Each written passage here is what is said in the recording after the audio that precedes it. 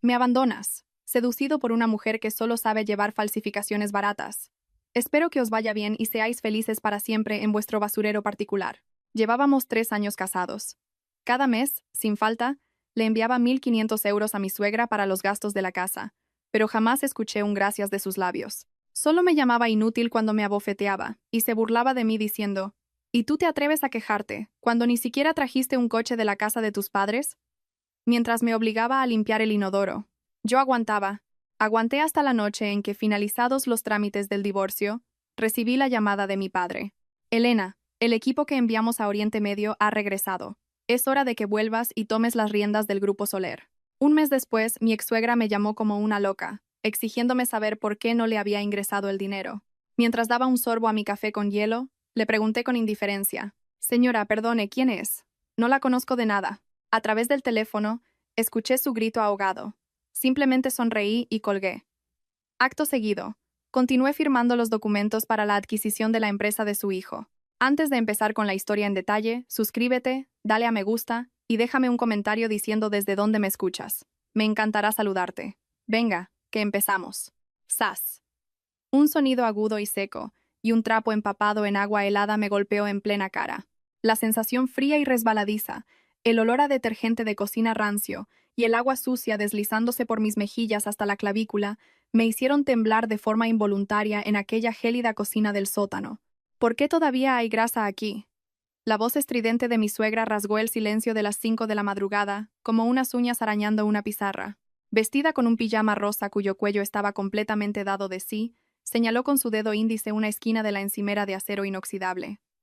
Su gesto era tan feroz que parecía que iba a perforar el metal.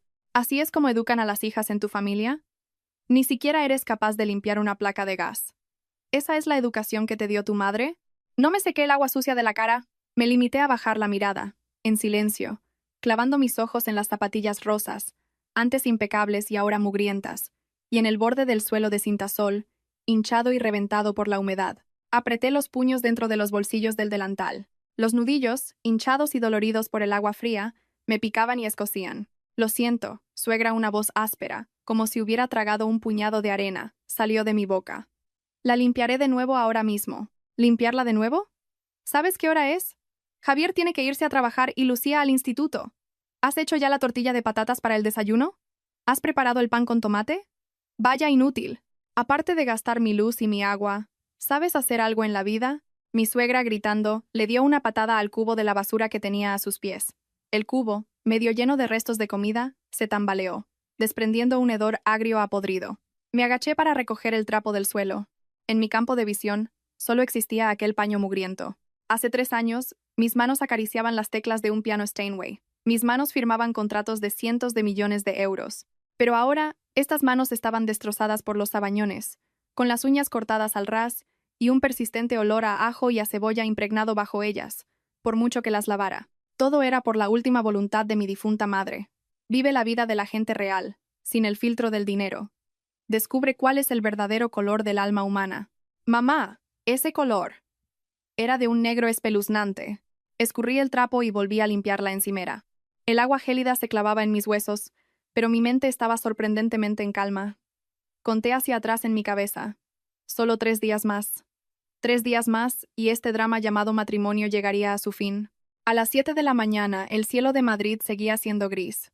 El pequeño sótano estaba impregnado del olor y el humo de unas sardinas a la plancha. Mi suegra me prohibía usar el extractor para no gastar luz, así que tenía que abrir la ventana. La ventana daba directamente a la acera, y cada vez que pasaba un coche, el humo del tubo de escape y el polvo de la calle se depositaban sobre el pescado. Entré en el dormitorio con una bandeja. La habitación estaba a oscuras, solo iluminada por el parpadeo de la pantalla del ordenador. Mi marido, Javier, con unos auriculares puestos, aporreaba el teclado como si fuera a romperlo. Su personaje en la pantalla lanzaba ataques espectaculares. Javier, el desayuno está listo, dije, dejando un vaso de agua en la mesilla de noche, y esquivando las colillas y las latas de cerveza vacías esparcidas por todas partes. Joder, lanzó los auriculares violentamente sobre el escritorio. Debía de haber perdido la partida. Me miró con los ojos inyectados en sangre, como si la culpa de su derrota fuera mía. Antes de que pudiera decir nada, mi suegra apareció en la habitación como un fantasma. Sus ojos codiciosos escudriñaron el cuarto como un radar. Mamá, ¿Por qué no ha entrado todavía la nómina de este mes? Se quejó Javier a su madre, sin siquiera mirarme. Me van a anular la tarjeta. Mi suegra se giró al instante. La expresión tierna que tenía al mirar a su hijo desapareció, reemplazada por la máscara de un demonio que acosa a un deudor. Elena dijo, chasqueando los dedos con la palma hacia arriba. ¿A qué día estamos? Dame la tarjeta con tu sueldo. Mecánicamente, saqué una tarjeta de débito del bolsillo del delantal. Para mantener mi papel de nuera pobre, cada mes, a través de una compleja red de cuentas en el extranjero, transfería fondos personales a esta tarjeta, haciéndolos pasar por el sueldo de una anónima empresa de traducción. Aquí tienes, se la entregué respetuosamente con ambas manos. Mi suegra me la arrebató y con familiaridad sacó su móvil y abrió la aplicación del banco. Unos segundos después, su ceño se frunció y sus labios se torcieron en una mueca de desprecio. «¡2.800 euros!», gritó, salpicándome la cara con su saliva. «¿Por qué tan poco?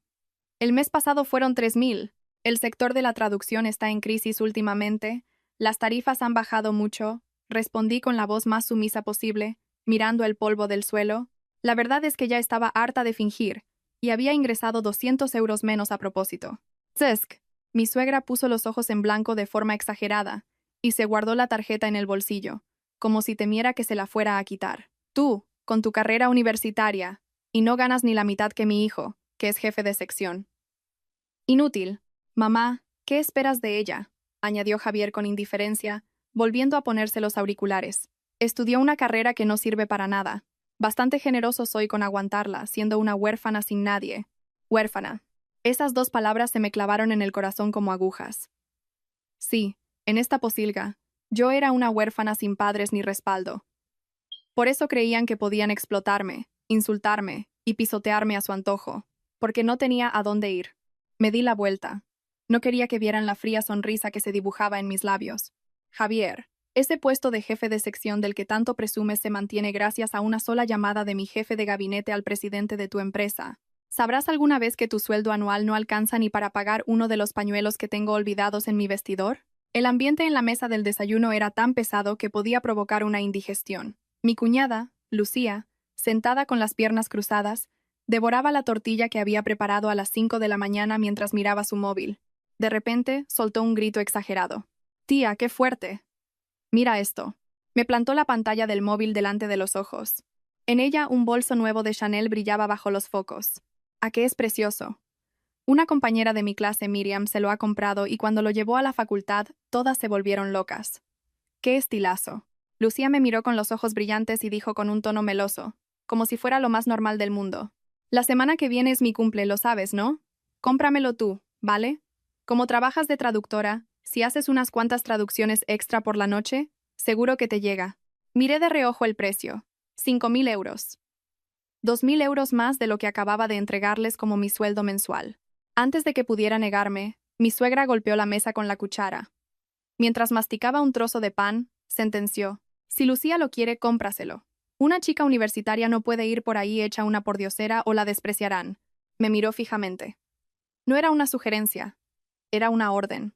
«Elena, este mes tienes que conseguir 250 euros más como sea, el resto lo pondré yo, ahorrando de los gastos de la casa». «Pero, suegra».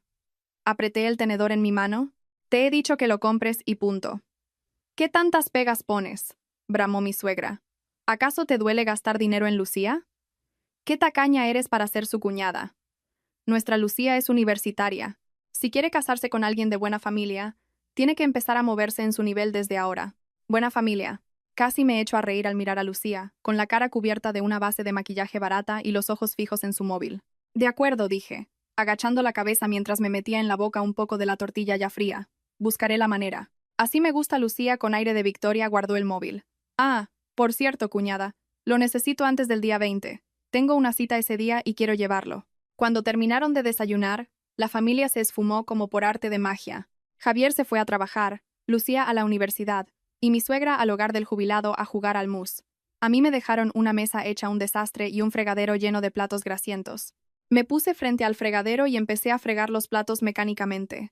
El sonido de la espuma del detergente al estallar en mis dedos parecía anormalmente alto. En ese momento, el móvil vibró en mi bolsillo. No era una vibración normal. 3 vibraciones largas, 2 cortas. La señal acordada. Cerré el grifo de inmediato y me sequé las manos. Después de comprobar que la puerta de la calle estaba cerrada, entré en el estrecho y maloliente cuarto de baño y eché el pestillo.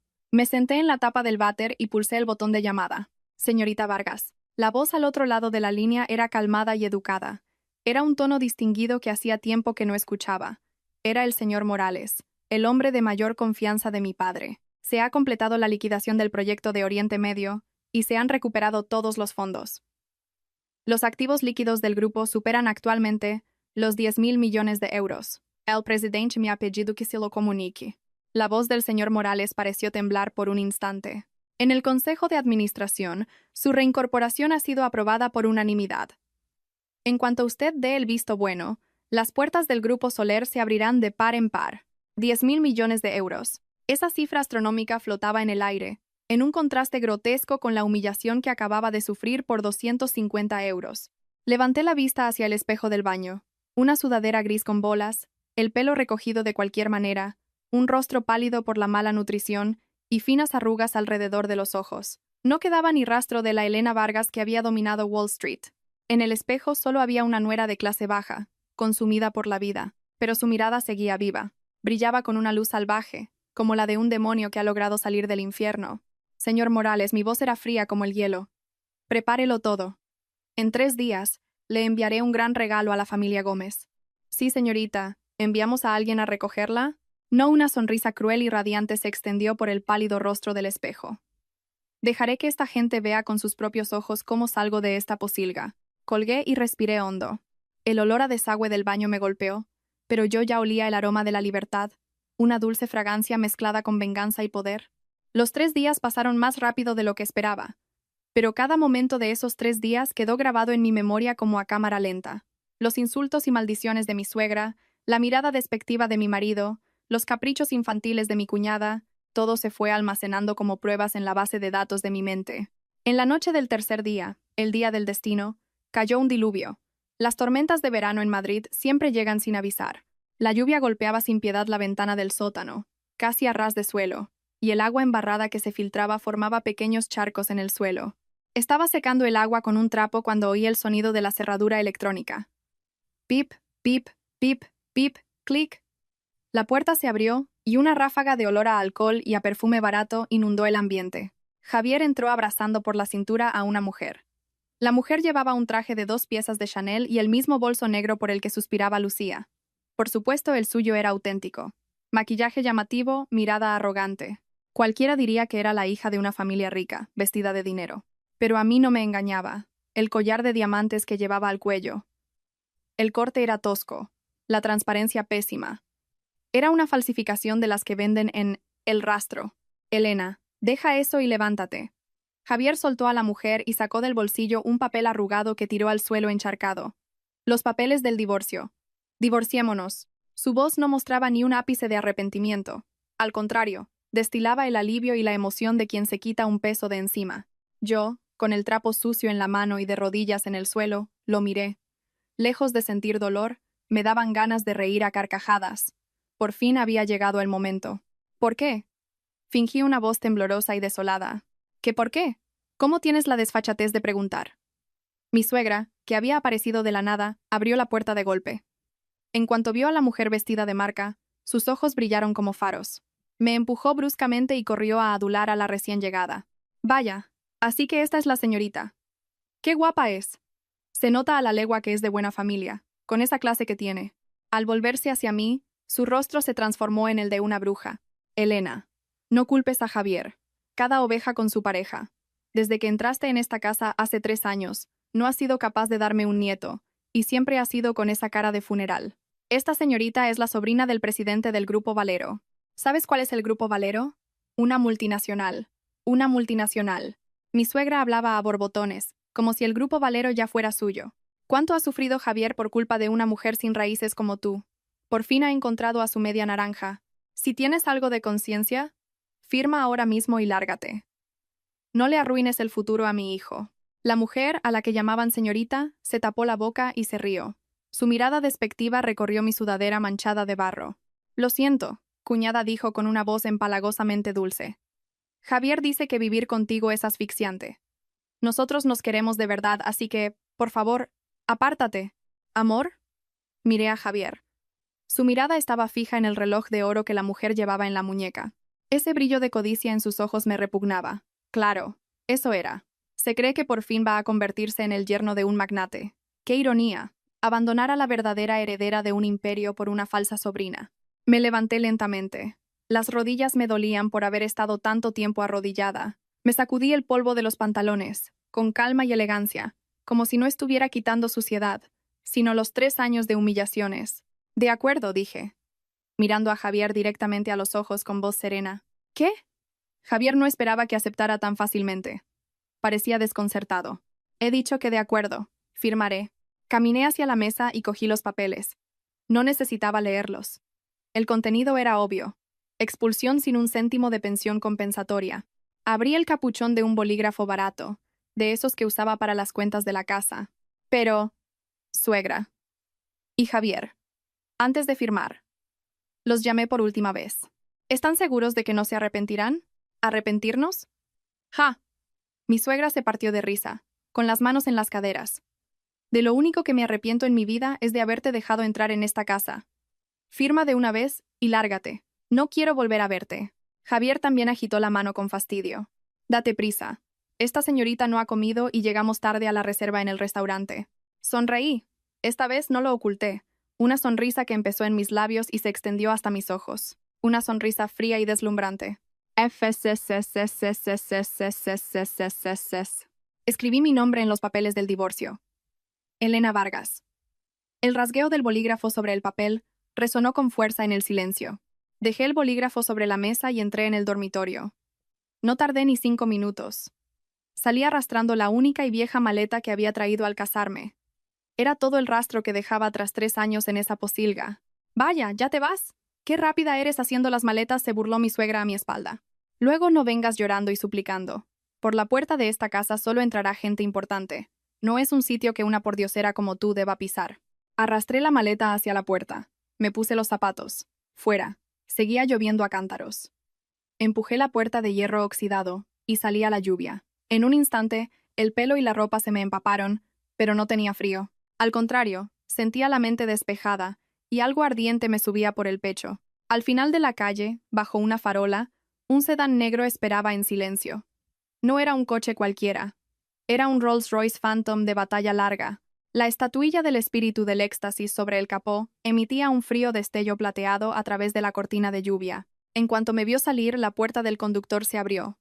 Un hombre de mediana edad, con un impecable traje negro y guantes blancos, abrió un enorme paraguas negro y corrió hacia mí. Era el señor Morales, ahora vicepresidente Morales. Se detuvo frente a mí y se inclinó en una profunda reverencia de 90 grados. «Señorita Vargas, la hemos echado mucho de menos su voz», que llegaba por encima del ruido de la lluvia, temblaba. Solté el asa de la vieja maleta. La maleta cayó en un charco con un chapoteo. «Tírenla». A una sola palabra mía, el vicepresidente Morales hizo un gesto. De un coche de escolta que venía detrás, bajaron varios guardaespaldas corpulentos que recogieron la maleta, y al mismo tiempo abrieron la puerta trasera del Rolls-Royce. Me deslicé dentro. La comodidad de los asientos de cuero de la más alta calidad. El sutil aroma a madera de cedro. Un aire de otra dimensión. Muy lejos del sótano que apestaba a moho y a pescado. En marcha. A la sede central. Me recliné en el asiento y cerré los ojos. El motor rugió, como el gruñido de una bestia poderosa. El coche se deslizó a través de la lluvia, rumbo a la sede del Grupo Soler en el Paseo de la Castellana. El juego de la Cenicienta había terminado. No, el verdadero juego empezaba ahora. A la mañana siguiente, en la sede del Grupo Soler, en el despacho de la última planta, la luz del sol se derramaba sobre el suelo de mármol a través de los enormes ventanales. De pie, junto a la cristalera, contemplaba la ciudad de Madrid. En lugar de la sudadera descolorida, llevaba un traje sastre blanco hecho a medida por un artesano italiano. Llevaba el pelo recogido en un elegante moño y un maquillaje impecable. Vicepresidenta, el vicepresidente Morales dejó un expreso recién hecho sobre mi escritorio. ¿La prensa de hoy? En la portada de los periódicos, mi rostro ocupaba la primera plana. Un titular en negrita me saltó a la vista. Elena Vargas, hija única del fundador del Grupo Soler, regresa por sorpresa a la primera línea directiva. En la foto yo miraba al mundo con una mirada gélida, y a esas horas, en la otra punta de la ciudad, en un oscuro y lúgubre sótano, se estaría desatando el infierno. ¡Ah! Un grito desgarrador rompió la paz de la mañana. En el sótano de los Gómez, la ex-suegra, sentada en el suelo, temblaba como una hoja mientras sostenía el móvil. Era día 20, el día de pagar la academia de Lucía y el alquiler al casero. Como de costumbre, abrió la aplicación del banco para transferir el dinero que su nuera debería haber ingresado el día anterior. Pero en el momento en que introdujo la contraseña y pulsó el botón de consultar saldo, su corazón pareció detenerse. Donde siempre había una cifra reconfortante, ahora había un número desconocido. Saldo, 48 euros. ¿Qué es esto? ¿Qué ha pasado? Las manos de la mujer temblaban como si tuviera Parkinson. Como una loca. Pulsaba el botón de actualizar una y otra vez. 1, 2, 3 veces. Nada cambiaba. 48 euros. Ni siquiera le llegaba para un chuletón decente. Con dedos temblorosos, consultó los movimientos. Durante los últimos 3 años, cada día 20, sin falta, había un ingreso de 2.800 euros bajo el concepto nómina. Pero hoy esa línea estaba vacía. Subió para revisar el historial. El nombre del remitente de todos los ingresos importantes era el mismo: Elena Vargas. Esa pordiosera. Esa maldita. A la ex-suegra le castañeteaban los dientes. Un sudor frío le recorrió la espalda. ¿Cómo se atreve a no enviar el dinero? ¿Se ha vuelto loca? De repente recordó que Elena se había ido de casa el día anterior. Había firmado y se había marchado. No, no puede ser. Se levantó de un salto y marcó el número de teléfono. Si ella se va, ¿quién trae dinero a casa? Y el bolso de Lucía. ¿La hipoteca? Maldita sea. Lo está haciendo a propósito. Estará escondida en algún sitio, esperando a que le suplique. El teléfono daba tono, pero nadie contestaba. Llamada número 10. Llamada número 30. Las yemas de los dedos de mi ex-suegra estaban blancas, y de su boca salían maldiciones irreproducibles.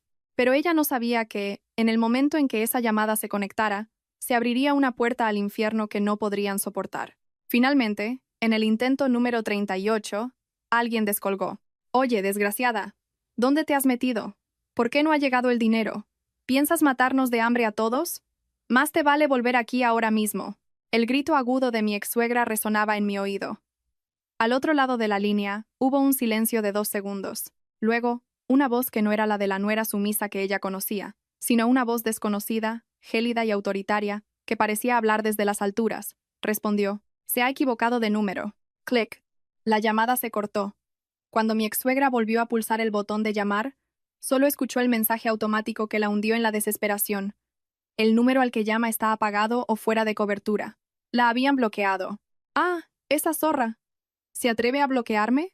Incapaz de contener su rabia, lanzó el móvil contra el sofá.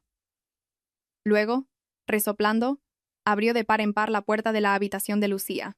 «Lucía, llama tú desde tu móvil, rápido. Vamos». Lucía, frotándose los ojos, se levantó con cara de fastidio. «Joder, mamá, ¿qué pasa tan temprano? Deja de quejarte y llámala. Pregúntale dónde está el dinero». Lucía, a regañadientes, marcó mi número. Esta vez, decidí contestar, solo por curiosidad. Después de 8 tonos, descolgué. «¿Diga?». Mi voz era lánguida y fría. De fondo, sonaba una suave melodía de música clásica. «Cuñada, soy yo, Lucía Lucía». Sin entender aún la situación, seguía hablando con su habitual tono descarado y exigente. «Dice mamá que por qué no has enviado el dinero todavía. Llego tarde a clase, y hoy tengo que comprarme el bolso». Antes de que pudiera responder, mi ex-suegra le arrebató el teléfono a Lucía y se puso a gritar como una posesa. «Elena Vargas, desagradecida. ¿Creías que si te divorciabas no tendrías que pagar pensión? Después de vivir y comer en mi casa durante 3 años, al menos deberías compensarnos. Envía los 1.500 euros de este mes ahora mismo, o iré a tu empresa y montaré un escándalo». Recostada en el amplio sillón de mi despacho, haciendo girar una pluma Montblanc entre mis dedos, contemplaba los peatones y los coches, diminutos como hormigas, a través del ventanal. «Señora», solté una risita. Una risa llena de perplejidad y desdén. «Perdone, ¿quién es? No la conozco de nada». Al otro lado de la línea se hizo el silencio. Solo se oía la respiración agitada de mi ex-suegra. «Soy yo, tu suegra. ¿A qué viene a hacerte la tonta? ¿Suegra?». Dejé de jugar con la pluma y fijé la vista en el frío reflejo de la luz en su punta. «Lo siento, pero yo no tengo suegra». Tras decir eso, pulsé el botón de colgar. Y con un ligero movimiento de mi dedo, añadí ese número a la lista de contactos bloqueados. Dejé el móvil y levanté la vista hacia el vicepresidente Morales, que estaba de pie frente a mi escritorio. Comuníqueselo al equipo legal. Que inicien el proceso de adquisición de Comercial Ibérica, la empresa matriz de la compañía donde trabaja Javier Gómez. Di un sorbo al café, que ya se había enfriado. El sabor amargo en mi lengua, extrañamente, me despejó la mente. Dejé la taza y tamborileé los dedos sobre la mesa. Investigué a esa mujer, Silvia. Ya que tanto le gusta fingir ser rica, deberíamos ayudarla un poco. Que todo el país se entere de quién es en realidad. El vicepresidente Morales se inclinó respetuosamente. Entendido, vicepresidenta. Ah, y con Javier. No hay prisa. Me levanté y me acerqué al enorme ventanal. Mi reflejo, frío y altivo, me devolvió la mirada. Cuando un gato caza a un ratón, lo más divertido no es matarlo de un solo mordisco. Extendí la mano y toqué con la punta de los dedos la borrosa imagen de la ciudad reflejada en el cristal, como si acariciara el rostro aterrorizado de la familia Gómez. Es observar cómo se debate en la desesperación, hasta que se agotan sus fuerzas. Apreté el puño lentamente. Una huella dactilar nítida quedó marcada en el cristal. Me di la vuelta y cogí los documentos de la adquisición de Comercial Ibérica que había sobre la mesa. La punta de la pluma Montblanc se deslizó por la parte inferior del documento, dejando un trazo azul oscuro. Era como un bisturí afilado, cortando con precisión la arteria de su sustento. Adquisición de Comercial Ibérica. Aprobada. Cerré la carpeta con un golpe seco. En la oficina solo se oía el leve zumbido del sistema de climatización central. Reinaba un silencio sepulcral. El vicepresidente Morales permanecía a mi lado, silencioso y sólido como el cetro de poder que yo sostenía en ese momento. Publique el comunicado. Ejecútese de inmediato. Giré la silla y volví a mirar por la ventana. El sol del mediodía en Madrid era casi cegador. Pero en la otra punta de la ciudad, a la sombra de los rascacielos, un huracán llamado reestructuración debía de estar a punto de tocar tierra. Cerré los ojos. En mi mente, la escena se dibujaba con la precisión de un cuadro. Javier estaría sentado en su escritorio de aglomerado barato, sorbiendo un café soluble de un vaso de plástico mientras presumía ante su compañera de su supuesta novia rica. Y en ese preciso instante, la notificación de despido del Departamento de Recursos Humanos le caería como un rayo en la cabeza.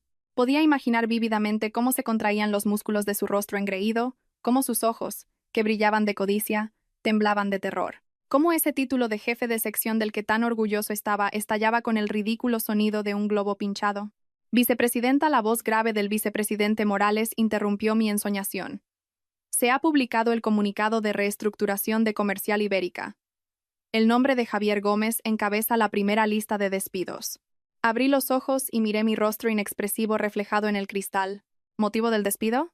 Bajo rendimiento laboral y sospechas de falsificación de su título universitario en el momento de la contratación. El equipo legal ha propuesto una denuncia por estafa y una demanda para la devolución de los salarios de los últimos 3 años. Perfecto, levanté la taza de porcelana de la mesa. El vapor aromático del té se elevó. En las pantallas gigantes de las calles de Madrid, la rueda de prensa del Grupo Soler se emitía en directo. En la pantalla, yo, con un impecable traje blanco, el pelo perfectamente peinado, sin un solo cabello fuera de lugar, lanzaba una mirada tan afilada como la de un halcón. Detrás de mí, un titular gigante y claro. Grupo Soler anuncia la adquisición de Comercial Ibérica.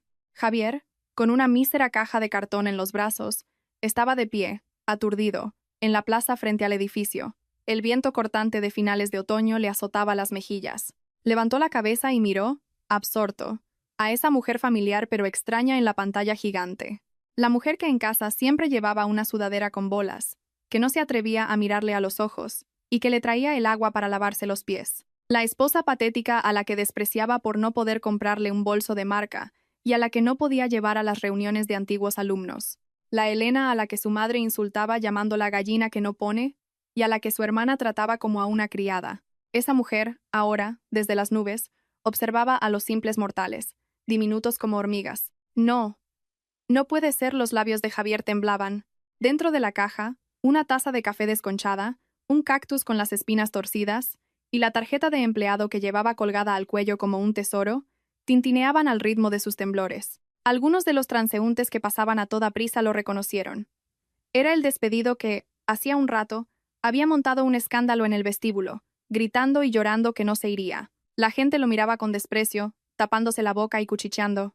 «Mira a ese tío. ¿No es el que se llevaron los de seguridad antes? ¡Qué vergüenza!».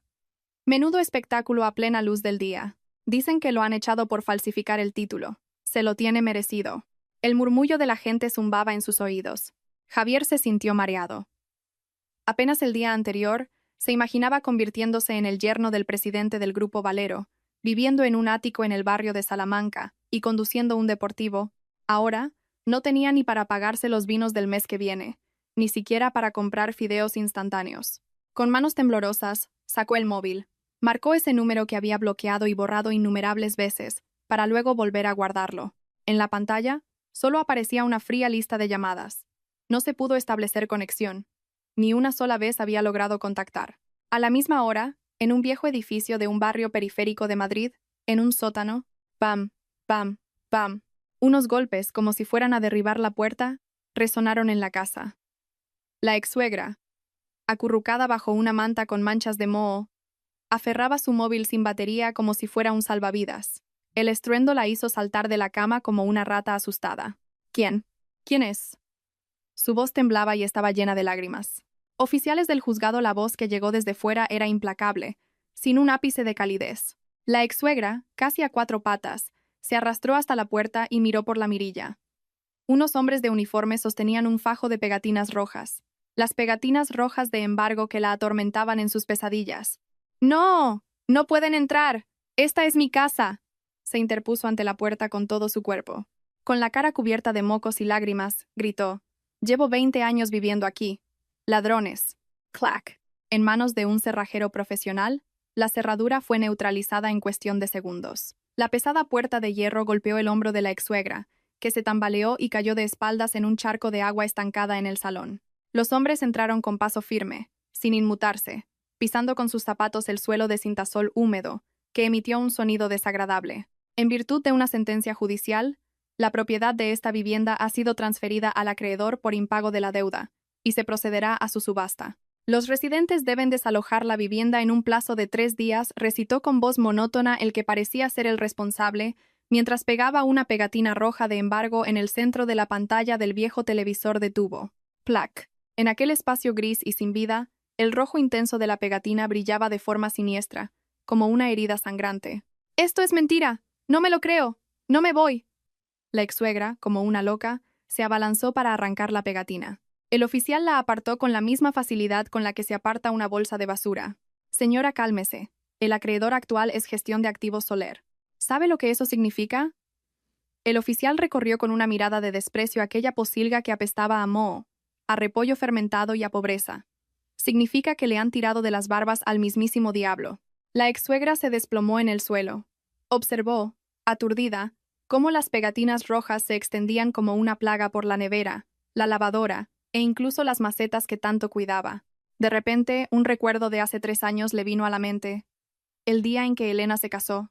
Ese día también llovía así. Mientras Elena fregaba el suelo de rodillas, ella, sentada en el sofá, comía pipas y escupía las cáscaras en el suelo recién limpiado. Y le había dado un golpecito en la nariz a Elena, gritándole: «Si has entrado en mi casa, tienes que seguir mis reglas. ¿Acaso te crees que sigues siendo una señorita mimada?». Ese día, Elena, sin decir nada, agachó la cabeza y recogió las cáscaras una por una. Ese silencio no era su misión.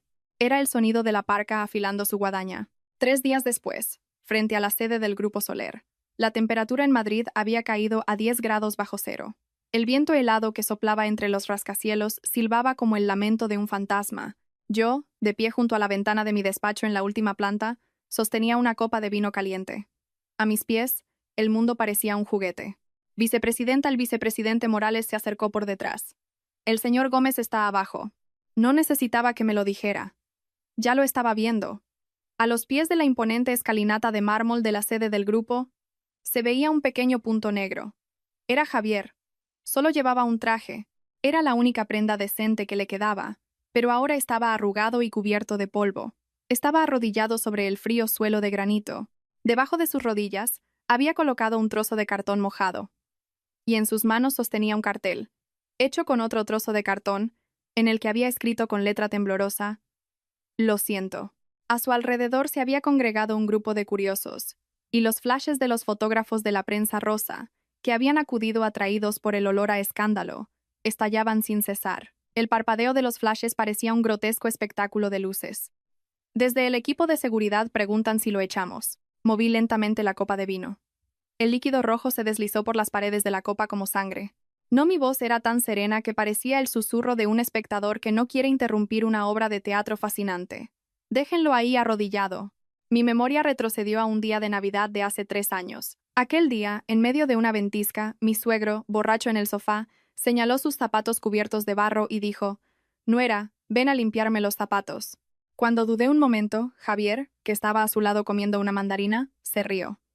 «¿Qué haces ahí parada? ¿Papá te ha dicho que se los limpies? ¿Te sientes ofendida? Bien que suplicabas por casarte conmigo y ahora te haces la digna». Ese día, me arrodillé en el suelo helado de la entrada y, con mis propias manos, rasqué el barro de aquellos zapatos sucios. Mis manos se entumecieron por el frío, pero las risas del padre y el hijo a mi espalda se me clavaron en los oídos como agujas. «Dígale al personal de la cafetería», dije, apartando la vista del hombre de la calle, «que ofrezcan chocolate caliente gratis a todos los empleados que pasen. Y a ese hombre de ahí fuera, que le quede bien claro lo que es sentir el frío hasta los huesos». Una semana después, en la fiesta benéfica del Hotel Palace de Madrid, el salón resplandecía con una luz deslumbrante. Un enorme candelabro de cristal parecía esparcir polvo de oro, y en el aire se mezclaba el aroma del champán caro y los perfumes de alta gama. Yo llevaba un vestido de seda blanco puro, en el que 3 artesanos habían trabajado durante 2 meses, y sostenía un clutch con incrustaciones de diamantes mientras charlaba con varios directores de banco. «Señorita Vargas, esta última adquisición ha sido una obra de arte». Cierto, el momento elegido para la venta en corto fue de manual. Estaba a punto de levantar mi copa en señal de agradecimiento, con una sonrisa elegante, cuando se oyó un murmullo en la entrada del salón, seguido de un grito agudo. «¡Soltadme! Soy la suegra de Elena Vargas. Dejadme entrar. Tengo que ver a mi nuera». Esa voz familiar y espantosa rasgó de un plumazo la distinguida atmósfera de la fiesta. Las conversaciones se interrumpieron. Todas las miradas se dirigieron a la entrada. Varios guardias de seguridad intentaban contener a una mujer que parecía fuera de sí. Llevaba el pelo enmarañado, como si no se lo hubiera lavado en días, y vestía un anorak mugriento. Su rostro estaba surcado de lágrimas y mocos. Era mi ex-suegra. No sabía si se había colado por la entrada del personal de cocina o si había sobornado a alguien de la limpieza, pero su aspecto era tan grotesco, sucio y fuera de lugar como el de un sapo en un lago de cisnes. En cuanto me vio, sus ojos se iluminaron. Era la mirada desesperada de alguien que reúne sus últimas fuerzas antes de morir. «Elena, hija». Se zafó de los guardias y se abalanzó hacia mí, tambaleándose. Los invitados a mi alrededor se apartaron, frunciendo el ceño, como si evitaran a un apestado. Cayó de rodillas frente a mí, y con sus manos mugrientas, se aferró a mis piernas. «Elena, perdóname, he cometido un pecado mortal», gritaba como un animal, manchando el bajo de mi vestido de seda blanca con sus mocos y lágrimas. «Por favor, vuelve. Javier ya ha escarmentado. Llora todas las noches. ¿No podéis anular el divorcio? Tú sigues siendo mi nuera. No volveré a hacerte trabajar. Yo te haré la comida, te lavaré la ropa». El salón quedó en silencio, como si hubieran arrojado un jarro de agua fría. Todas las miradas estaban clavadas en mí. Me enfadaría, me avergonzaría o me ablandaría. Los flashes estallaban como locos por todas partes, capturando el clímax de este drama de telenovela. Miré a la mujer que se retorcía a mis pies como un gusano. La mujer que una vez, desde su pedestal, me había tratado como a una esclava. Ese rostro, desfigurado por el miedo y la pobreza, esas manos, las que me habían abofeteado. En ese momento, en mi corazón no había ni la más mínima onda, ni odio, ni ira, ni siquiera una pizca de compasión. Solo la repulsión que se siente al ver una rata muerta en la calle. Suspiré levemente y me incliné un poco. Mi ex-suegra, creyendo que había cedido, me miró con ojos esperanzados. Apretó con más fuerza el bajo de mi vestido. «Elena». Acerqué mis labios a su oído, con un gesto elegante, como si estuviera arreglando el cuello de la camisa a un anciano. «Señora», susurré, con una voz que solo nosotras dos podíamos oír. El tono era suave, pero su temperatura era tan fría como el viento del infierno. «De verdad que no sé quién es usted». La expresión de mi ex-suegra se petrificó. Me incorporé y miré con asco la mancha negra que había dejado su mano en mi vestido. «Suelte, por favor. Me está manchando el vestido». Levanté la vista y le hice un gesto al jefe de seguridad, que no sabía qué hacer. «Acompañen a esta señora a la salida y envíenle la factura a su casa. Este vestido cuesta 50.000 euros». Los guardias de seguridad se abalanzaron y se llevaron a la mujer, aún en estado de shock, como si fuera un fardo. «No, Elena, no puedes hacerme esto. Soy tu suegra. El karma te lo devolverá». Sus gritos desesperados se fueron alejando hasta que la pesada puerta insonorizada se cerró, silenciándolos por completo. Me di la vuelta y cogí una copa de champán nueva de la bandeja de un camarero. Miré a los invitados, que seguían atónitos, y les sonreí. Disculpen, ha habido un pequeño incidente. Por favor, no le den importancia. La música volvió a sonar y la fiesta continuó. Solo que ahora, en la mirada de la gente que me observaba, había un profundo respeto. 3 meses después, en las Maldivas. El mar, de un color esmeralda que parecía una joya líquida, brillaba bajo el sol. Tumbada en una hamaca de una isla privada, con unas grandes gafas de sol, disfrutaba de la cálida brisa del Océano Índico. La pantalla de mi móvil, sobre la mesita, se iluminó. Era el informe semanal del vicepresidente Morales. Un texto conciso, sin florituras. Javier Gómez, culpable de falsificación de documentos y estafa, condenado a 1 año y 6 meses de prisión, con suspensión de la ejecución de la pena. Actualmente trabaja de noche cargando y descargando camiones en un centro logístico. Pilar, madre, desahucio forzoso por impago de deudas y alteración del orden público. Ingresada en una residencia de ancianos de bajo coste en las afueras. Presenta síntomas de Alzheimer incipiente. Lucía Gómez, expulsada de la universidad por acoso escolar y robo, intentó vender un bolso de marca robado a una compañera, actualmente en paradero desconocido. Leí el mensaje con rostro inexpresivo y, con un ligero toque, lo borré. Como quien se sacude una mota de polvo del hombro. Cariño, ¿pasa algo? Oí una voz masculina, grave y atractiva. Mi nuevo compañero, un joven arquitecto licenciado en Harvard, se acercó con un bote de crema solar.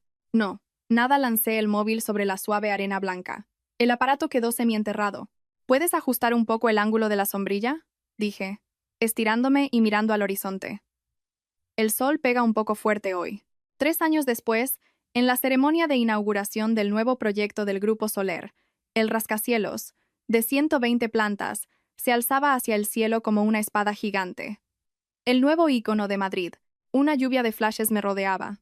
Ahora, como presidenta indiscutible del grupo, me encontraba en la cima del poder. Señora presidenta, una joven periodista se abrió paso entre los guardaespaldas y me acercó un micrófono. Circulan rumores de que, antes de su regreso a la dirección, usted tuvo un matrimonio muy difícil y que fue víctima de malos tratos por parte de su familia política. ¿Es eso cierto? El silencio se apoderó de la sala. Era el tema tabú que nadie se había atrevido a preguntar abiertamente. Miré a la periodista con ojos claros y transparentes. Aquellos recuerdos de hace 3 años. El sótano que olía a moho, la anciana que escupía maldiciones cada vez que abría la boca, el marido inútil y ruin. En mi mente, esos recuerdos ya se habían desvanecido, perdiendo su forma. Eran como una pesadilla olvidada, un vago residuo que no dejaba ni rastro de miedo al despertar. Acaricié el broche de diamantes de mi solapa y sonreí levemente. ¿Matrimonio?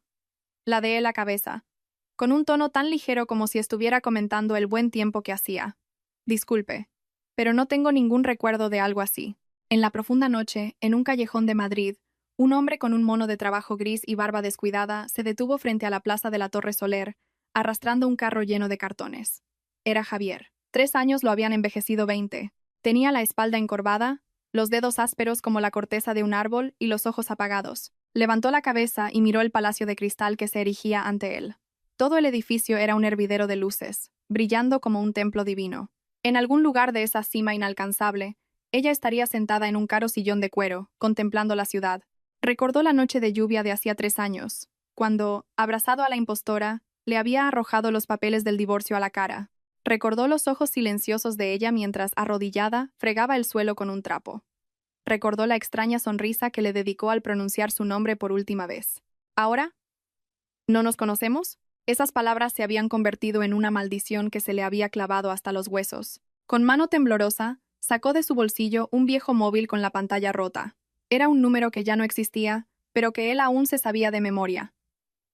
Pulsó el botón de llamar y se lo llevó a la oreja. No se oía nada, ni siquiera el tono de llamada, solo el silbido del viento helado que se colaba por su ropa raída. Sin previo aviso, las lágrimas brotaron y se deslizaron por sus mejillas cubiertas de mugre, cayendo sobre el frío asfalto.